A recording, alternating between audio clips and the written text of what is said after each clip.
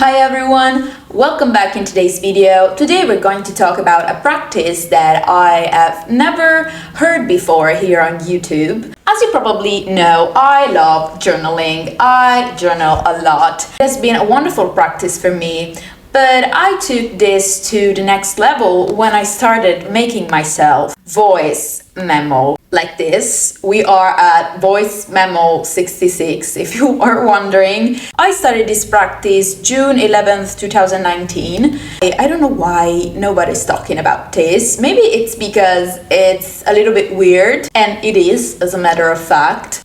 I'm gonna say it anyway, despite any schizophrenia joke you're going to make. Emmy, stop. Sorry, my friend Emmy is already laughing here. Emmy. I started 5 years ago and I haven't stopped because I find this practice so beneficial that I don't see any reason why not. I started this practice random. One day I was feeling anxious and I started recording myself, and I never stopped since then. I find that saying things out loud helps me scaling what seems like a big deal, and in reality it's not. And trust me, my brain loves to make molehills out of very simple things. Year passed and I started using voice memo also as a sort of spoken personal diary. So I go like, today is the dot, and then I started talking about what happened in the last weeks or the last months. And I start talking about what is making me anxious, what is making me happy lately.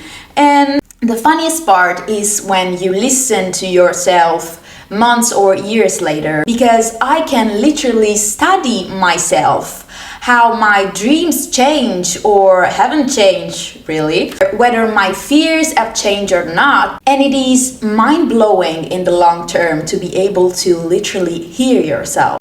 And usually what I do when I make this voice memo is that I hear the one before and I usually answer myself. And when I go back to hear them all, what I hear most of the time is that in the previous one, I am super anxious, super worried about something. And in the next one, I am usually super chill and I say that everything went smoothly and everything was okay, really.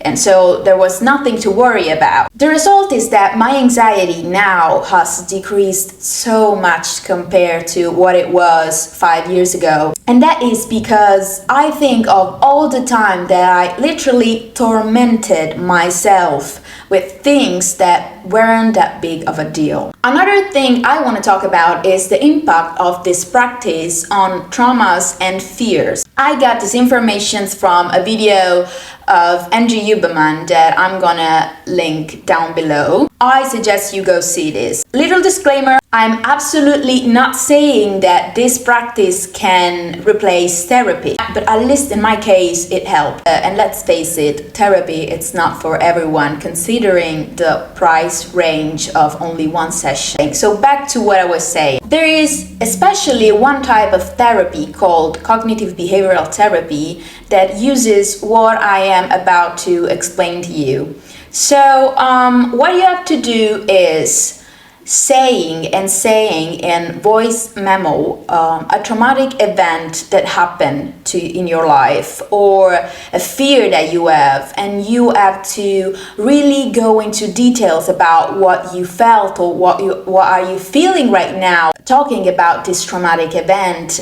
Especially CBT uses this practice here because repetition in details of traumatic events over and over again is key to forming a new non-traumatic association with that event in your brain. I can explain this easily because for what I understood, it's like a joke. Think about a joke that makes you laugh. The first time you heard that joke, you absolutely cracked up.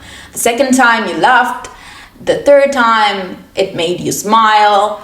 But eventually that joke is not funny anymore. Basically, this is what it is. Of course, you have to repeat things over and over again, more than 3 times, for you to start to process that event, especially if you've tried to neglect that thought, if you've tried for so many years to forget about it.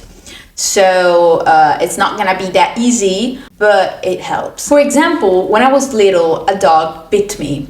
And for years, I have been afraid of dogs until I decided to get a dog, and unconsciously what I did was exposure therapy. But another thing that I could have done would have been to try to recall that traumatic event so many times that my brain would have processed the event and recognized that that thing that happened in the past would not necessarily be the same in the present or in the future.